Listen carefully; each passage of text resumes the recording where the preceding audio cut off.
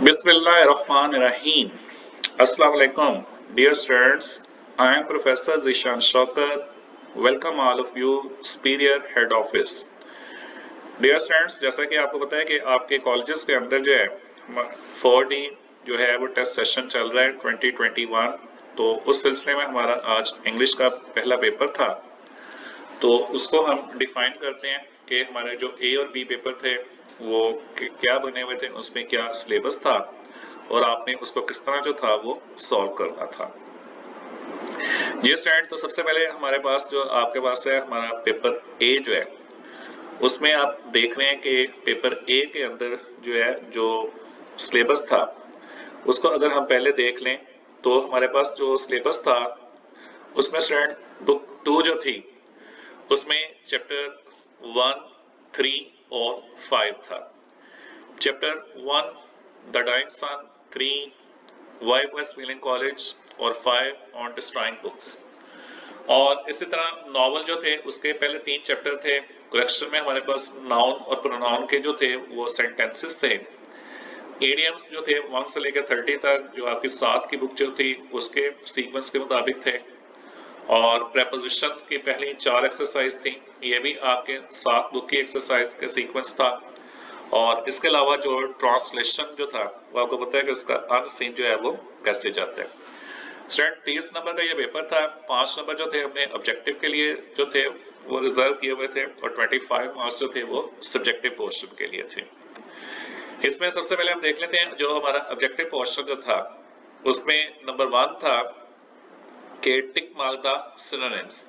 आपको पता है कि बोर्ड के अंदर भी आपको जो है वो 20 मार्क्स का जो है वो ऑब्जेक्टिव पोर्शन आएगा और 80 मार्क्स का जो है वो सब्जेक्टिव पोर्शन आएगा। तो स्टूडेंट इसमें नंबर 1 था कि Indeed for the most part empty space is so cold that कि लाइफ वुड बी फ्रोजन। तो ये आपका जो था ये स्टेटमेंट जो थी ये लाइन आपके फर्स्ट लेसन द डाइंग सन से ली गई थी। इसमें एम्प्टी वर्ड जो था उसको अंडरलाइन किया गया था और उससे जो रेलिवेंट ऑप्शन थी, ए ऑप्शन में था वैकेंट, बी ऑप्शन में था फ्राइटेंड, सी ऑप्शन में था डिवाइन और डी ऑप्शन में था हॉट। तो स्टूडेंट्स आपको पता है कि एम्प्टी का मतलब होता है कोई चीज खाली होना, without population, without persons, people के कोई चीज जो है वो बिल्कुल खाली हो, तो उसके लिए जो आपकी करेक्ट ऑप्शन आनी थी वो वैकेंट आना था। उसके लिए फ्राइटेंड का वर्ड नहीं आ सकता था, डिवाइन का वर्ड नहीं आ सकता था और हॉट का वर्ड जो था वो यूज नहीं हो सकता था। तो एम्प्टी के लिए जो आपकी एग्जैक्ट जो ऑप्शन थी, जो उसका एक्यूरेट और एप्रोप्रिएट आंसर था वो था वैकेंट। इसी तरह जो सेकंड था कि Brookfield's subsequent history never raise it to the front rank status. अब सबसीक्वेंट के लिए जो ए ऑप्शन में था वो था रिमार्केबल, बी ऑप्शन में था क्लियर, सी ऑप्शन में था फॉलोइंग और डी ऑप्शन में था एकेडमिक। अब सबसीक्वेंट जो है इसका मतलब होता है कोई चीज कमिंग आने वाली हो, तो उसके लिए रिमार्केबल की ऑप्शन नहीं आ सकती थी, क्लियर की ऑप्शन नहीं आ सकती थी, एकेडमिक की ऑप्शन नहीं आ सकती थी। तो उसके लिए जो करेक्ट आपकी ऑप्शन थी वो सी ऑप्शन थी कि उसमें फॉलोइंग का वर्ड जो था वो यूज होना था। तो सबसीक्वेंट का जो एप्रोप्रिएट आंसर था वो आपकी सी ऑप्शन थी, फॉलोइंग जो थी। उसके बाद था the last blood red rays slanting in slabs through the stained.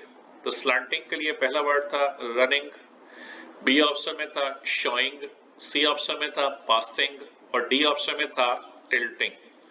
तो स्लंटिंग कोई चीज तिरछी होना, स्क्वायर फॉर्म के अंदर होना, तो उसमें आपकी डी ऑप्शन आ जानी थी। टिल्टिंग का वर्ड जो था वो इसमें यूज होना था। तो दोबारा देख लें कि फर्स्ट एम्प्टी के लिए जो था वो ए ऑप्शन आनी थी वैकेंट, सेकंड में सबसीक्वेंट जो था उसके लिए सी ऑप्शन आनी थी फॉलोइंग और थर्ड जो था स्लंटिंग उसके लिए आपकी डी ऑप्शन आनी थी टिल्टिंग जो था। उसके बाद स्टूडेंट जो था आपका प्रेपोजिशन का एक सेंटेंस था कि she is sure blank her success. A option में था ऑफ, बी ऑप्शन में था टू, सी ऑप्शन में था फ्रॉम और डी ऑप्शन में था ऑफ। तो आपको पता है कि श्योर के साथ जो है वो हम ऑफ प्रेपोजिशन यूज करते हैं। तो श्योर ऑफ होता है कि she is sure of her success. तो इसमें ए ऑप्शन आपकी आनी थी कि उसके साथ जो था वो ऑफ प्रेपोजिशन जो थी वो यूज होनी थी। उसके बाद था करेक्ट फॉर्म जो था करेक्ट द सेंटेंसेस के the jury was divided in its verdict। A option में था the jury was divided in its verdict, B option में था the jury were divided in its verdict, C option में था the jury were divided in their verdict, और D option में था the jury had divided in their verdict। अब verdict verdict का मतलब होता है डिसीजन, फैसला वगैरह जो है। अब ज्यूरी जो है स्टूडेंट्स, ये बेसिकली क्या है, कलेक्टिव नाउन है। अब जो स्टूडेंट्स कलेक्टिव नाउन होते हैं उनके दो तरह के जो है वो कहने के बिहेवियर हैं। अगर तो कलेक्टिव नाउन किसी मैटर को मिलकर सॉल्व कर लेते हैं, किसी मैटर के ऊपर मिलकर जो है वो एग्री कर लेते हैं, तो तब वो सिंगल यूनिट बन जाता है, सिंगल बॉडी बन जाता है। तो उसके आगे जो हम हेल्पिंग वर्ब और वर्ब यूज करते हैं वो भी सिंगुलर फॉर्म में आता है। और अगर आपके कलेक्टिव नाउन जो है वो किसी मैटर के ऊपर डिसएग्री कर लेते हैं, वो उनमें डिसएग्रीमेंट हो जाता है, क्लैश आ जाता है, डिवाइड हो जाते हैं, तो तब वो प्लूरल फॉर्म में चले जाते हैं। तो जब वो प्लूरल फॉर्म में चले जाते हैं तो फिर उनके साथ जो आगे हेल्पिंग वर्ब और वर्ब यूज होता है और उनके आगे जो भी प्रोनाउन आते हैं वो भी सारे प्लूरल फॉर्म के अंदर आते हैं। तो ज्यूरी जो था स्टूडेंट्स, ये बेसिकली क्या था, कलेक्टिव नाउन था। आपने स्टूडेंट्स रूल को याद रखना है, सेंटेंस कोई भी हो सकता है। ज्यूरी की जगह पे कमेटी का वर्ड आ सकता है, यहाँ पे ज्यूरी की जगह पे क्रू का वर्ड आ सकता है, ज्यूरी की जगह पे क्लास का वर्ड आ सकता है। आपने जो चीज याद रखनी है कि आपने क्या याद रखना है कि अगर कलेक्टिव नाउन मिलकर किसी मैटर को डिसाइड करेंगे तो वो सिंगल यूनिट बन जाएगा, और अगर वो किसी मैटर के ऊपर डिवाइड हो जाएंगे तो वो प्लूरल फॉर्म में चले जाएंगे। अब यहाँ पे क्या हो रहा है, the jury was divided in its verdicts. यहाँ पे ज्यूरी जो है वो डिवाइड हो गई है। अब वो जब डिवाइड हो गई है तो इसका मतलब है कि वो प्लूरल फॉर्म में चलेंगे। अब वो प्लूरल फॉर्म में चलेंगे तो इसका मतलब है कि उनके साथ जो हेल्पिंग वर्ब यूज होगा, वर्ब यूज होगा, वो भी प्लूरल फॉर्म में होगा। अगर आप पहले सेंटेंस को देखते हैं, द ज्यूरी वाज डिवाइडेड, तो वाज नहीं आना चाहिए, इसका मतलब इसमें ये ऑप्शन नहीं आ सकती। अगर आप सेकंड सेंटेंस को देखते हैं, ज्यूरी वर, तो वाज की जगह वर तो आना चाहिए, लेकिन आप देखें इसके आगे इट्स लगा हुआ है, तो अगर पता है कि इट्स सिंगुलरली यूज किया जाता है, अगर वहां पीछे वर है तो आगे भी जो है उसके साथ जो था वो प्लूरल, उसका जो था वो प्रोनाउन यूज होना चाहिए था। थर्ड अगर देखते हैं, the jury were divided in their verdict, और अगर फोर्थ को देखते हैं, द ज्यूरी हैड डिवाइडेड, तो हैड डिवाइडेड नहीं आना था क्योंकि वो फिक्रा जो था आपका पैसिव वॉइस में बना हुआ था। तो इसमें आपकी सी ऑप्शन आनी थी कि jury were divided in their verdict, कि वहां पे प्लूरल वर्ब यूज होना था और प्लूरल जो था वो प्रोनाउन यूज होना था, तो इट्स की जगह पे वहां पे देयर आ जाना था। तो इसका जो करेक्ट आंसर था वो आपकी सी ऑप्शन थी कि jury were divided in their verdict. उसके बाद स्टूडेंट जो है वो सब्जेक्टिव फॉर्म आ जाती है। उसमें मैंने आपको जो थे वो 5 क्वेश्चन दिए थे और आपसे कहा था कि इसमें से कोई से 3 क्वेश्चन जो है वो अटेम्प्ट करें। इसमें पहला क्वेश्चन था कि what is the total number of stars in the universe. देखिए स्टूडेंट्स, मैं हमेशा एक ही बात कहता हूं कि जब भी आप किसी क्वेश्चन का आंसर लिखने लगते हैं तो उसमें आपका जो सबसे पहला स्टेप होता है वो ये होता है कि आप सबसे पहले अपने टेंस को जो है वो आइडेंटिफाई करें कि आपसे क्वेश्चन किस टेंस में पूछा गया है। एग्जामिनर ने आपसे किस टेंस में क्वेश्चन किया है, उसने प्रेजेंट में पूछा है, पास्ट में पूछा है, फ्यूचर में पूछा है। तो जो आपका सबसे पहला स्टेप होता है कि आइडेंटिफाई द टेंस, कि अपने टेंस को जो है वो आइडेंटिफाई करें।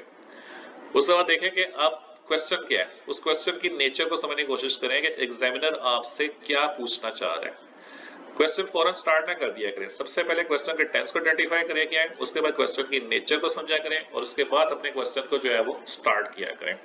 और कोशिश करें कि उसके अंदर कोई आपकी ग्रामेटिकल मिस्टेक ना हो, कोई टेंस मिस्टेक ना हो। जाहिर है स्टूडेंट, इंग्लिश के पेपर के अंदर जो है आपका जो एग्जामिनर है वो आपके एक्सप्रेशन को चेक करेगा, आपके पंक्चुएशन साइन को चेक करेगा, आपके स्पेलिंग्स को चेक करेगा, आपके टेंसेस को जो है वो चेक करेगा।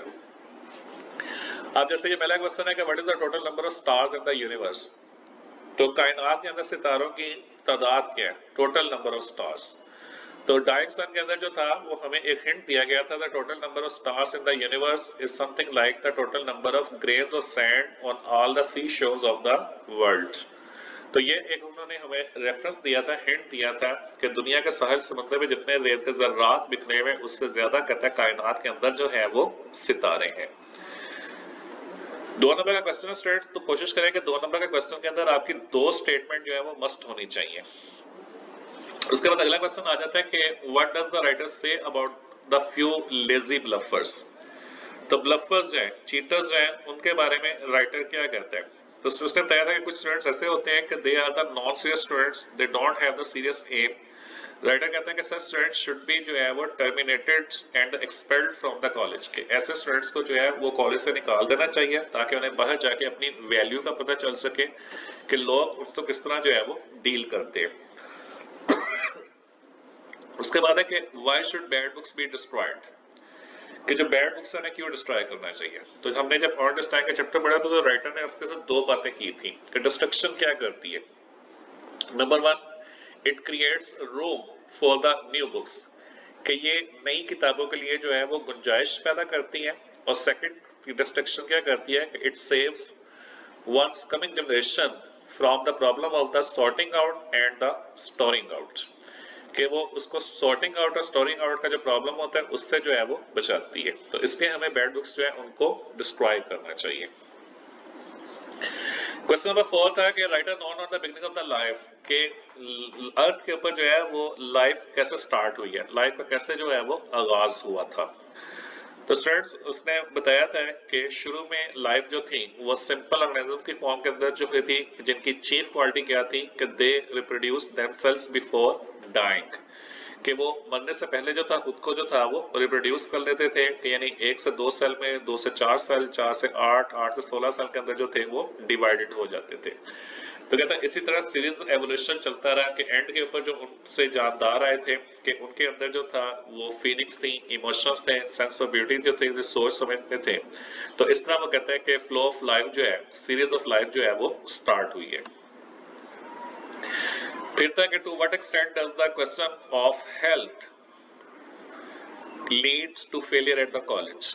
तो हेल्थ का जो क्वेश्चन है वो किस हद तक स्टूडेंट्स को जो है वो फेलियर की तरफ लेके जाता है। तो स्टूडेंट्स इसमें जो इम्पोर्टेंट चीज देखने वाली है कि उसने बताया था कि अगर एक स्टूडेंट जो है वो मेंटली तौर पे या फिजिकली तौर पे जो है वो उसकी हेल्थ जो है वो प्रॉपर नहीं है तो ही कैन नॉट पे प्रॉपर अटेंशन, तो वो प्रॉपर तरीके से जो है वो तवज्जो नहीं दे पाता, वो सेटिस्फैक्टरी तौर पे जो है वो अपना कॉलेज का काम नहीं कर पाता। उसकी वजह क्या होती है कि वो फिजिकली तौर पे जो है वो फिट नहीं होता। तो इस तरह जो सिकनेस है, एलमेंट जो है, ये स्टूडेंट को जो है उसके फेलियर की तरफ लेके जाती है। उसके बाद स्टूडेंट्स हमारा नेक्स्ट पोर्शन जो था वो नॉवल का था। जैसे कि इस चैप्टर में हमारे पास 3 जो थे वो आपके पास थे चैप्टर नॉवल के, तो उसमें से क्वेश्चन पूछा गया। पहला क्वेश्चन था कि what was the chips famous joke about the third college. तो आपको पता है कि कॉलेज वाज द स्टूडेंट के कॉलेज सबसे पहला वो स्टूडेंट था कि जिसने मिस्टर चिप्स की क्लास के अंदर जो थी वो डिस्टर्बेंस क्रिएट करने की कोशिश की थी और मिस्टर चिप्स ने जो था उसको पनिश किया था और उसको 100 लाइन्स जो थी एज अ पनिशमेंट के तौर पे जो थी वो दी गई थी। थर्ड कॉलेज जो था वो उसका ग्रैंडसन था, ठीक है, यानी generation to generation Mr Chips के पास पढ़ने आती थी। तो मिस्टर चिप्स उसको क्या करता था कि योर ग्रैंडफादर जो था कि वाज द ग्रेटेस्ट फूल, कि तुम्हारा जो ग्रैंडफादर था वो भी पागल था। Then your father was also stupid person, कि तुम्हारा बाप जो था वो भी अहमक इंसान था। एंड आई बिलीव कि यू वर द बिगेस्ट फूल, कि तुम सबसे बड़े उनमें बेवकूफ होगे। अब स्टूडेंट्स आपको जो चीज सबसे ज्यादा जो है मिस्टर चिप्स के जब आप क्वेश्चन आंसर कर रहे होंगे तो इसमें ना डायलॉग्स बहुत ज्यादा है, डायरेक्ट स्टेटमेंट बहुत ज्यादा है। अगर तो आप उनको डायरेक्ट स्टेटमेंट फॉर्म में लिख रहे हो तो फिर तो आपको स्टूडेंट्स उसको इन्वर्टेड कॉमास के अंदर लिखना है, और अगर आप डायरेक्ट स्टेटमेंट यूज नहीं कर रहे हो तो फिर आप डैट लगा के उसको यूज कर सकते हैं। स्टूडेंट इस तरह नहीं होगा कि mister chips said that your father, आप डैट भी लगा दोगे और उसके बाद योर फादर भी लगा दोगे। जब आपने डैट लगा दिया तो इसका मतलब है कि फिक्रा जो है वो इनडायरेक्ट फॉर्म में चला गया, अब वो डायरेक्ट नरेशन के अंदर नहीं है। अब वहां पे योर फादर नहीं आना चाहिए, वहां पे हिज फादर आना चाहिए, हिज ग्रैंडफादर आना चाहिए।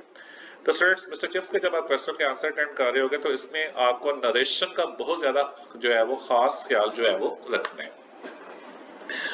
उसके बाद है कि what was the quite enjoyment of mister chips Mrs wicket house, कि मिसेस विकेट हाउस के हाँ मिस्टर चिप्स के क्या क्वाइट एंजॉयमेंट्स थे कि वो ब्रुकफील्ड की जो डायरेक्टरी थी उसकी तदवीन करता था। इसके अलावा जो था वो स्पार्डी जो था वो राइटिंग के अंदर जो था वो लेटर वगैरह लिखता था, टाइम्स अखबार जो था वो पढ़ता था, गेस्ट जो थे उनको बुलाता था, उनको जो था वो सर्वे, वो क्या कहते हैं, एंटरटेन करता था।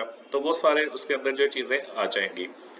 फिर क्वेश्चन था कि किस किस्म के लोग जो थे ब्रुकफील्ड ने प्रोड्यूस किए थे इंग्लैंड के लिए। तो इंग्लैंड से जो लोग पढ़ के निकले थे, होता था वो जजेस बने थे, पार्लियामेंट्स और मेंबर बने थे, फाइनेंसियर्स बने थे, बिशप बने थे, पार्सन्स बने थे। तो वो सारे जो थे वो प्रोफेशनल लोगों ने जो थे वो अडॉप्ट किए थे। अब अगला क्वेश्चन था कि what was the doctor Merivale's opinion about mister Chips health, कि मिस्टर चिप्स की हेल्थ के बारे में डॉक्टर मैरीवेल की क्या ओपिनियन थी। तो अगर तो आप इसको डायरेक्ट स्टेटमेंट लिखोगे तो डॉक्टर मैरीवेल ने मिस्टर चिप्स के बारे में क्या कहा था कि you are fitter than I am, कि तुम मुझसे भी ज्यादा फिटर हो।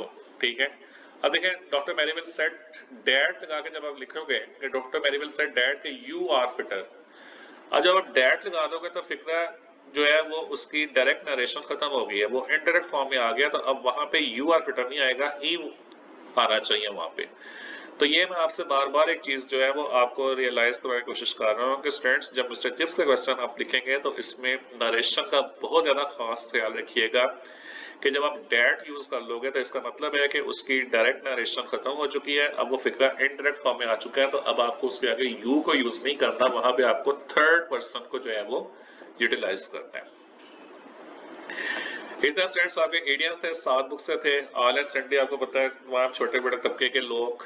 वाइल्ड गूस चेस का मतलब होता है बेकार कोशिश करना। नैरो एस्केप का मतलब है बाल बाल बचना। एट लार्ज का मतलब है आखिरकार। एन एक्स टू ग्रांड, अपना उल्लू सीधा करना, अपनी गर्ज रखना। तो जैसे आपको पेयर ऑफ वर्ड्स के अंदर बताया था कि जब आप पेयर ऑफ वर्ड्स का सेंटेंसेस बनाते हैं तो उसमें उर्दू के मीनिंग्स नहीं लिखते। तो स्टूडेंट इसी तरह जब आप ईडियम्स बना रहे होंगे तो आपने सिर्फ सेंटेंसेस लिखने हैं, उसके आगे उर्दू के मीनिंग्स जो है वो नहीं लिखने हैं। और कोशिश करनी है कि लॉजिकल सेंटेंस बनाएं जिससे वो आपका जो ईडियम है उसकी सेंस जो है वो क्लियर हो सके।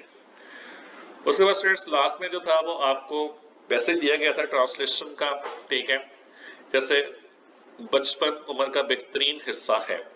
अब बचपन के लिए जो वर्ड आ सकता था वो क्या था, चाइल्डहुड।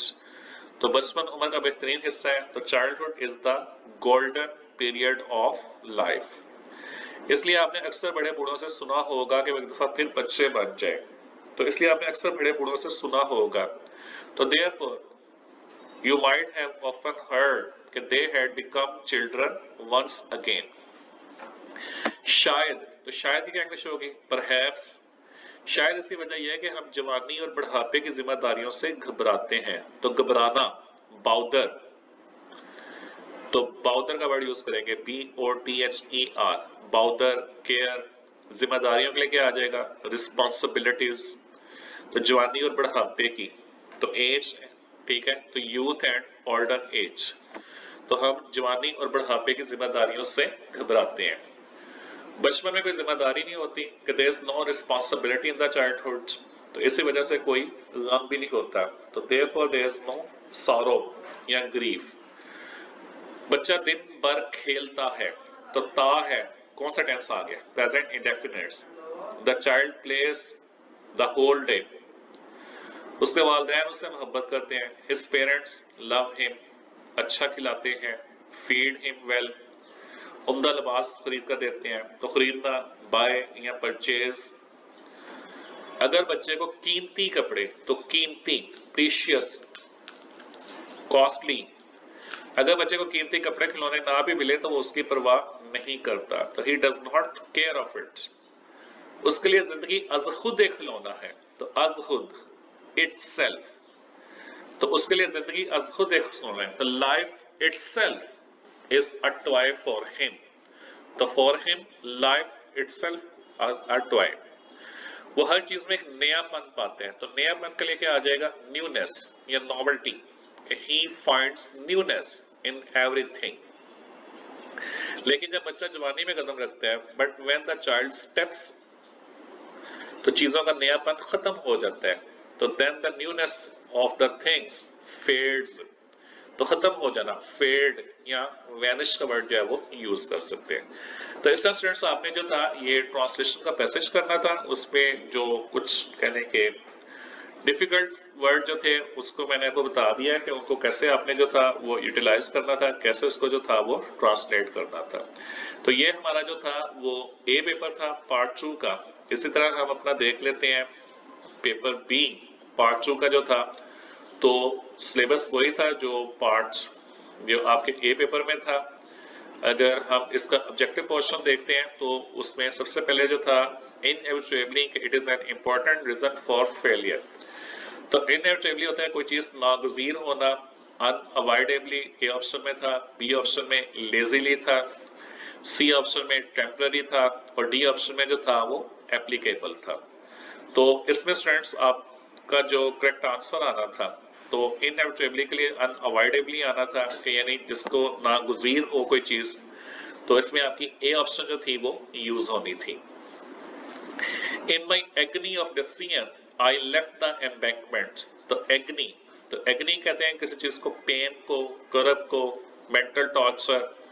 तब उसमें देखें ए ऑप्शन में पेन था, बी ऑप्शन में भी पेन था, सी ऑप्शन में एंगर था और डी ऑप्शन में होप था।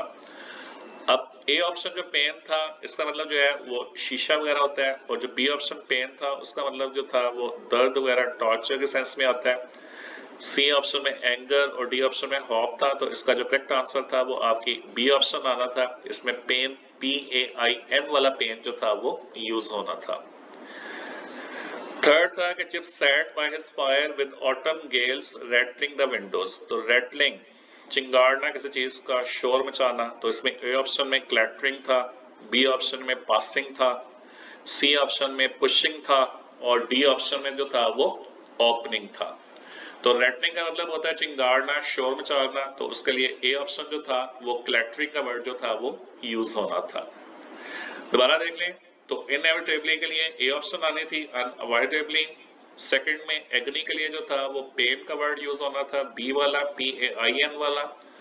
और थर्ड में जो था रेटनिंग के लिए ए ऑप्शन आनी थी, क्लैटरिंग। इसी तरह आपका जो नेक्स्ट बी ऑप्शन जो था वो प्रेपोजिशन था, they laugh blank the poor.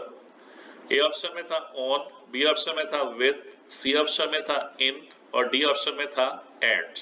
तो लाफ के साथ जो है वो एट प्रेपोजिशन यूज की जाती है जब किसी का मजाक उड़ाया जाता है, किसी पे हंसा जाता है कि वो गरीबों पे हंसते हैं, गरीबों का मजाक उड़ाते हैं। तो दा पुअर का मतलब है कि यानी तमाम गरीब लोग, तो लाफ के साथ जो है वो एट प्रेपोजिशन जो है वो यूज की जाएगी। उसके बाद जो था वो करेक्शन का सेंटेंस था कि he, you and I told the news. तो जब एक सेंटेंस में 2 से 3 प्रोनाउन आ जाए तो स्टूडेंट्स उनकी तरतीब आपको बताया कि कुछ इस तरह होती है कि अगर तो कोई पॉजिटिव एक्शन हो तो उसमें हम फार्मूला नंबर 231 यूज करते हैं। 231 का मतलब क्या है कि 2 से मुराद है यानी सेकंड पर्सन के पहले यू आना चाहिए, फिर 3 से मुराद है यानी थर्ड पर्सन ही आना चाहिए, और फिर 1 से मुराद है फर्स्ट पर्सन यानी आई आना चाहिए। तो 231 फार्मूला उस तरह यूटिलाइज किया जाता है जब आपके सेंटेंस में पॉजिटिव एक्शन हो। अब अगर कोई नेगेटिव एक्शन है तो उसमें प्रोनाउन की तरतीब जो है वो हम यूज करते हैं 132 कि यानी 1 से मुराद क्या है, यानी फर्स्ट पर्सन पहले आई आएगा, फिर ही से मुराद है थर्ड पर्सन यानी ही आएगा, और फिर 2 से मुराद है सेकंड पर्सन यानी यू आएगा। मतलब कहता हूं कि you, he and I R stealing.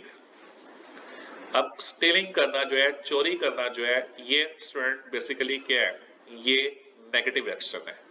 तो जब नेगेटिव एक्शन होगा तो इसमें हमें क्या करना चाहिए, आई, ही एंड यू। अब he, you and I told the news, तो खबर सुनाना जो है पॉजिटिव एक्शन है, तो इसमें पहले आपको यू देखना है, फिर ही और उसके बाद आई। तो इसमें आपकी जो करेक्ट ऑप्शन है वो ए ऑप्शन आ जाएगी कि you, he and I told the news. तो ये याद रखिएगा, पॉजिटिव एक्शन में आपने 231 को फॉलो करना है और नेगेटिव एक्शन में आपने 132 को जो है वो फॉलो करना है। उसके बाद हमारा आ जाता है सब्जेक्टिव पोर्शन। आपको जो थे मैंने 5 क्वेश्चन दिए थे और 3 आपने उसमें से अटेम्प्ट करने थे। जैसे पहला क्वेश्चन है, why is the universe of which our earth is a part so frightening, कि अर्थ जो है कायनात हमें क्यों डराती महसूस होती है। 4 रीजन उसने आपके साथ शेयर की थी। एक उसका इमेंस डिस्टेंस, बेतहाशा फासला, सेकंड क्या था, स्ट्रेचेस ऑफ टाइम, वक्त का फैलाव। थर्ड वन क्या था, लॉनलीनेस। और फोर्थ क्या था, लिटलनेस ऑफ आवर अर्थ। तो ये वो 4 रीजंस है जिसकी वजह से हमें यूनिवर्स, कायनात जो है वो डराती हुई महसूस होती है। अगला क्वेश्चन था कि how does financial pressure lead to the failure of the student describe in the lesson. तो डज लगा हुआ है, प्रेजेंट डेफिनेट में क्वेश्चन किया गया, तो इसका मतलब है आपने आंसर भी इसका प्रेजेंट में देना है। अब क्या होगा, फाइनेंशियल प्रेशर लीड्स। अब आपने लीड्स का वर्ड यूज करना है। अगर आप लीड लिखोगे तो आपका यहाँ पे 1 नंबर जो है वो डिडक्ट हो जाएगा। वर्ड पर 1 नंबर कटता है, स्पेलिंग के 0.5 जो है वो डिडक्ट किए जाते हैं। तो कैसे फाइनेंशियल प्रेशर जो है वो स्टूडेंट्स के फेलियर का बायस बनता है। तो कुछ पुअर पेरेंट्स होते हैं जो अपने बच्चों से कहते हैं कि वो अपने एक्सपेंडिचर्स जो है, अपने अखराजात जो है उसको पूरा करें, उसके लिए they have to private jobs, कि उनको प्राइवेट जॉब्स करना पड़ती हैं, और उन प्राइवेट जॉब्स की वजह से दे कैन नॉट पे प्रॉपर अटेंशन, कि वो प्रॉपर तरीके से जो है वो तवज्जो नहीं दे पाते हैं, प्रॉपर तरीके से जो है वो टाइम नहीं दे पाते, और इस वजह से जो है वो फेल हो जाते हैं। अगला क्वेश्चन है कि what sort of the books were presented by the British public to the soldier, कि किस किस्म की किताबें जो थी वो ब्रिटिश सॉलिजर्स को जो था वो प्रेजेंट की गई थी। तो लोगों के घर के अंदर जितनी भी यूजलेस किस्म की, फर्टाइल किस्म की, मीनिंगलेस किस्म की, जैसे कि 10 साल पुराने जो थे मैगजीन्स पड़े हुए थे, लेक डिस्ट्रिक्ट से रिलेटेड जो गाइड्स वगैरह पड़ी हुई थी, तो इस तरह की जितना भी जो अनडाइजेस्टेबल मटेरियल जो था वो स्टूडेंट्स ने जो था वो सॉलिजर्स को जो था वो प्रेजेंट किया था। फिर सेकंड क्वेश्चन है कि how does mistaken ambition on the part of the boys and their parents lead to the failure of the boys. तो मिस्टेकन एम्बिशन, तो मिस्टेकन कहते हैं कोई चीज रॉन्ग होना, गलत होना। एम्बिशन कहते हैं डिजायर को, विश को, और ये गलत ख्वाहिश कौन करते हैं, पेरेंट्स करते हैं। कि पास पेरेंट्स होते हैं वो अपने बच्चों को फोर्स करते हैं कि उनको वो डिसिप्लिन जो है वो चूज करने चाहिए, वो मज़ामीन पढ़ने चाहिए जिसमें बच्चों का इंटरेस्ट नहीं होता, जिसमें बच्चों की दिलचस्पी नहीं होती, क्योंकि वो उनकी दिलचस्पी से बिल्कुल काउंटर होते हैं, ऑपोजिट होते हैं, तो वो उस तरह प्रॉपर फोकस नहीं कर पाते हैं, और वो स्टूडेंट्स जो है वो फेल हो जाते हैं।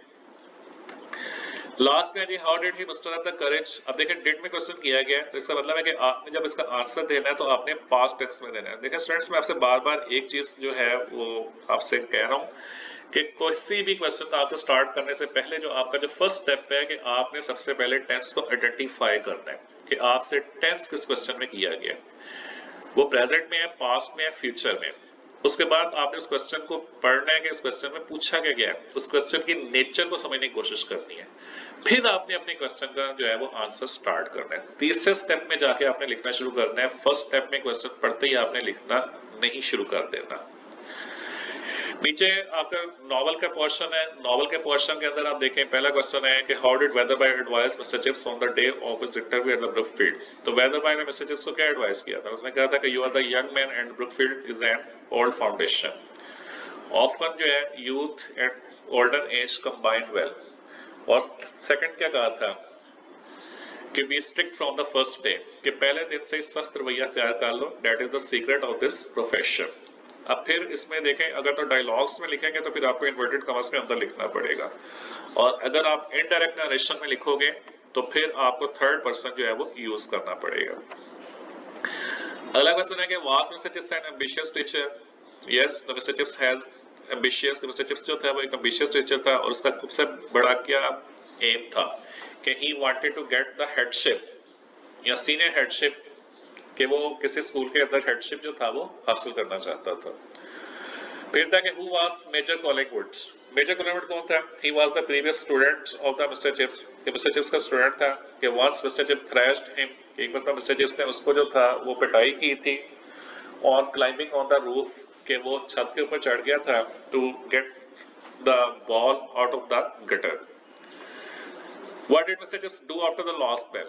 लास्ट बेल के बाद मिस्टर चिप्स की क्या रूटीन होती थी, तो after the last bell Mr Chips जो था वाउंड अप द क्लॉक, कि मिस्टर चिप्स सबसे पहले घड़ी को चाबी देता था, then he turned out the gas, फिर वो गैस को बंद करता था, put the wire guards in front of the fire, took the detective novel and went to the bed. तो ये मिस्टर चिप्स की जो थी वो रूटीन हुआ करती थी आफ्टर द लास्ट बेल।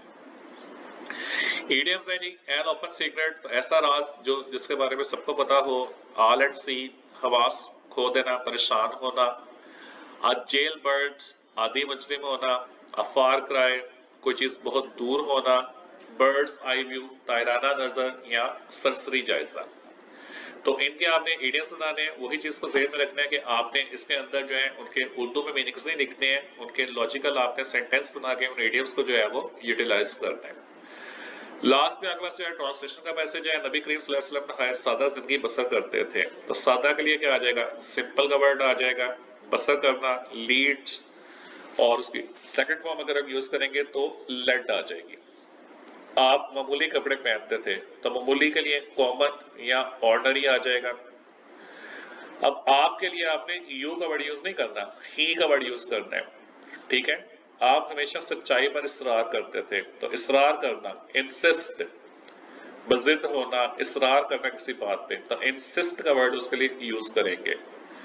सुबह सवेरे उठते थे, get up early in the morning, नमाज अदा करते थे, तो अदा करने के लिए ऑफर द प्रेयर, नमाज से फारिग होने के बाद जिंदगी के दूसरे कामों को अदा करते थे। तो अदा करना यानी परफॉर्म करना। आप कमरे का खुद फर्श साफ कर लेते थे, फटे हुए कपड़े, तो फटे हुए, टैटर्ड, TATTERED, टैटर्ड, फटे हुए कपड़े जो थे उनको खुद पैवन लगाते थे। तो पैवन लगाना यानी मेंड करना। स्टीवन के सेंस के अंदर जूतों की भी खुद मरम्मत फरमा लेते थे। तो ये आपका जो था वो कहने के पैसेज था जो बी पेपर के अंदर था। जी स्टूडेंट्स, तो ये आपके जो थे वो दोनों पेपर थे, पार्ट 2 के पेपर ए और पेपर बी। उसमें जो जो क्वेश्चन आए थे वो मैंने आपके साथ शेयर किए हैं, उसमें क्या क्या आप मिस्टेक कर सकते थे वो मैंने आपको बताई हैं। इंशाअल्लाह इसी तरह हम जो अगला पेपर होगा उसको डिस्कस करेंगे। तो wish you best of luck, Allah Hafiz, thank you and शुक्रिया।